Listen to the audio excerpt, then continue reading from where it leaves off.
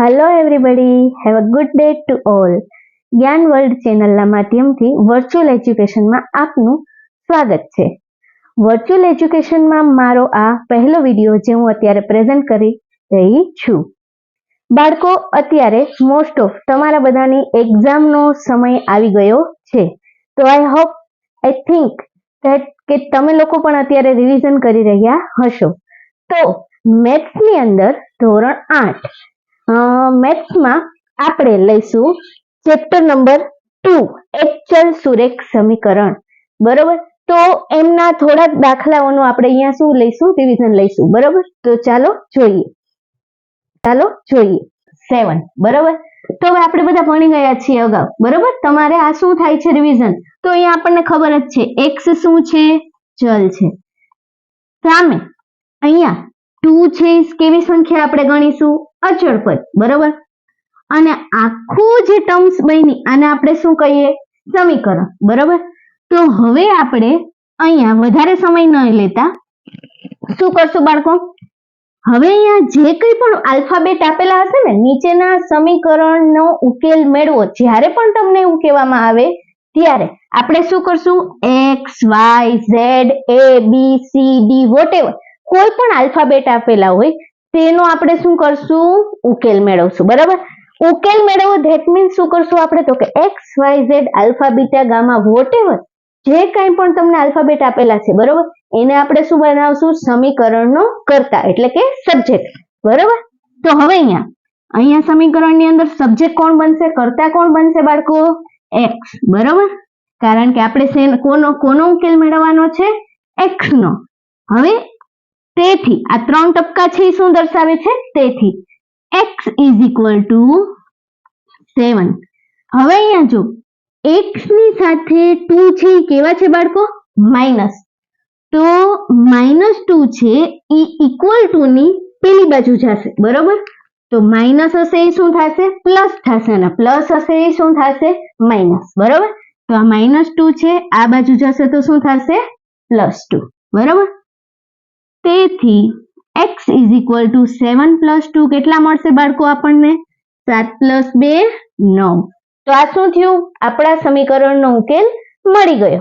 હવે એ જ રીતે આગળ બીજો સમ કરીએ. અહીંયા શું કીધેલું છે બાળકો, y + 3 is equal to 10. તો અહીંયા તમને આલ્ફા બીટા વોટેવર અહીંયા તમને શું આપેલું છે, ABCD માં ચલ તરીકે આપણે અહીંયા શું છે, તો કે y.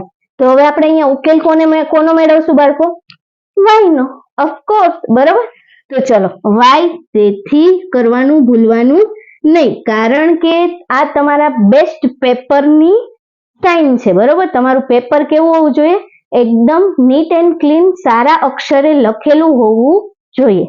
તે માટે y ને કરતા બનાવો તો y is equal to 10 છે એને આપણે એમને રાખશું. બરોબર, y ની સાથે +3 છે, કેવા છે, +3. સામેની સાઈડ જશે તો કેવું થઈ જશે, -3. બરોબર, માઇનસ હોય પ્લસ થશે, પ્લસ હોય માઇનસ થશે. તો y is equal to 10 ના 10 +3 ઓલી બાજુ જશે તો -3. તેથી y is equal to 10 માંથી 3 જાય તો 7. તો આ આપણને શું થયું બાળકો, ઉકેલ મળી ગયો. તો નીચે આ સમીકરણનો ઉકેલ અહીંયા y બરાબર આપણને કેટલા મળે છે, 7 મળે છે. બરોબર, નેક્સ્ટ આગળ જોઈએ. હવે અહીંયા શું છે બાળકો, 6 is equal to z + 2. બરોબર, તો હવે અહીંયા આપણે શું કરશું, તેથી z + 2 is equal to 6. હું આમ લખી શકું કે નહીં, હા લખી શકું. બરોબર, હવે અહીંયા કોનો ઉકેલ મેળવશું બાળકો, આપણે z નો. Very good. તો અહીંયા z ને હું કરતા બનાવીશ. બરાબર, એને અહીંયા સમીકરણનો કરતા બનાવીશ તો z is equal to 6 ના 6. આ +2 છે, સમીકરણની જમણી બાજુ જશે તો શું થશે, આ +2 છે તો કેવા થશે, -2. તેથી z is equal to 6 - 2 શું આવશે, 4. તો આ સમીકરણનો ઉકેલ આપણને અહીંયા કેટલો મળ્યો બાળકો, z is equal to 4. બરોબર, સમજાઈ ગયું બધાને, આઈ હોપ કે બધાને સમજાઈ ગયું હશે. ચલો તો હવે આપણે નેક્સ્ટ સમ લઈએ, બરોબર. 3/7 plus x is equal to 17/7, બરાબર. તો હવે અહીંયા શું છે બાળકો, 3/7 વત્તા x ઇઝ ઇક્વલ ટુ 17/7. તો પેલા મને બધા કહેશે કે આમાં શેનો ઉકેલ મેળવવાનો થશે. ચલો વેરી ગુડ. શેનો ઉકેલ મેળવશું આપણે? x નો. તો x ને હું શું કરીશ? સમીકરણનો કર્તા બનાવીશ. Very good. ચલો નેક્સ્ટ. તો x ને હું સમીકરણનો કર્તા બનાવીશ તો આ જે પદ છે એને શું કરશું આપણે? એઝ ઇટ ઇઝ, એટલે કે જેમ છે તેમ રહેવા દેશું, બરાબર. તો 17/7 x ની સાથે 3/7 એટલે કે 3/7 છે. આગળ કોઈ પણ નિશાની ન હોય તો આ કેવા હોય બાળકો? પ્લસ. Very good. તો હવે આ પ્લસ છે આ બાજુ જશે તો શું થઈ જશે? માઇનસ. તો -3/7. હવે અહીંયા શું આવ્યું બાળકો? આ જે છે અપૂર્ણાંકના સરવાળા તથા બાદબાકી. તો અહીંયા શું આવી? અપૂર્ણાંકની બાદબાકી. હવે ફર્સ્ટ તો આપણે એ ચેક કરશું કે છેદ કેવો હોવો જોઈએ બંનેનો? સમાન. તો અને તો જ આપણે શું કરી શકીએ છીએ? સરવાળો તથા બાદબાકી કરી શકીએ છીએ. તો અહીંયા આપણે બાદબાકી કરવાની છે, બરોબર. તો હવે અહીંયા છેદ સમાન છે તો કે હા. કઈ રીતે ખબર પડી? તો કે 17/7 શું છે? 7 માઇનસ 3/7 શું છે? 7, બરોબર. તો છેદ કેવો છે? સમાન. તો હવે હું આને શું કઈ રીતે લખીશ બાળકો? છેદ સમાન છે તો કોમન લખી નાખો, બરોબર. 17 - 3, બરોબર. 17 - 3 એટલે કેટલા થશે બાળકો?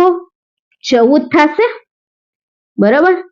14/7, બરોબર. અહીંયા સુધી સમજાણું બાળકો? તેથી x ઇઝ ઇક્વલ ટુ 14/7. હવે અહીંયા જોવું જોઈએ આ છેદ ઉડે છે કે નહીં, આપણે ચેક કરીએ. તો 7 × 1 = 7, 7 × 2 = 14. તો આ કટકટ થઈ જશે. હા, તો અહીંયા છેદ ઉડાડો બાળકો. તો 7 × 1 = 7, 7 × 2 = 14. તેથી આપણને અહીંયા x બરાબર શું મળ્યું?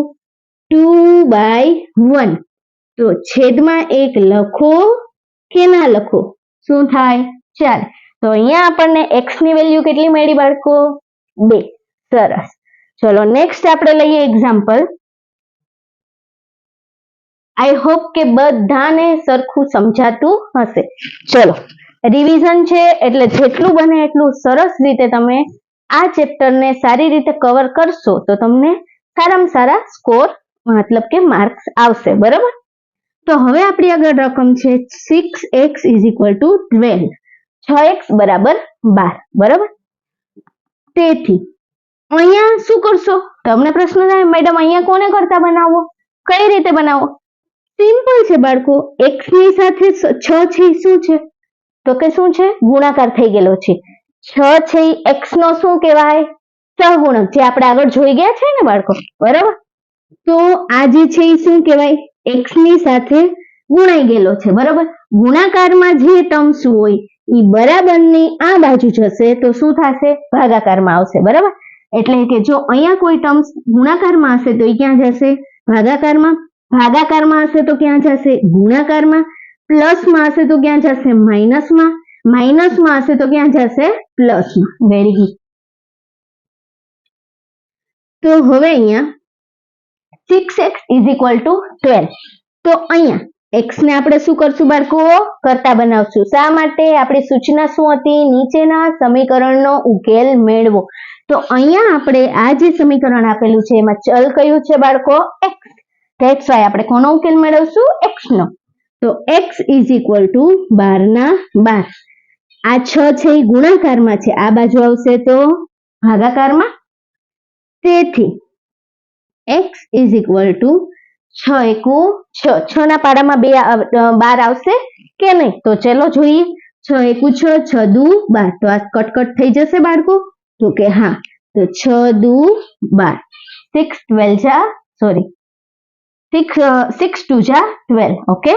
તો આ આપણને મળી ગયો x = 2 સમીકરણનો ઉકેલ. તો હવે તમને આવા આસાન દાખલા છે 1 માર્કની અંદર પૂછાઈ શકે છે, બરાબર? તો તમે આસાનીથી સોલ્વ કરી શકશો, હે ને? Okay, done. ચલો, આઈ હોપ કે તમને બધાને સમજાઈ ગયું હશે. જો મારો આ વિડીયો તમને બધાને પસંદ આવ્યો હોય અને સમજાયો હોય તો મારી આ YouTube ચેનલને લાઈક, શેર અને સબસ્ક્રાઇબ કરવાનું ભૂલતા નહીં. Thank you so much.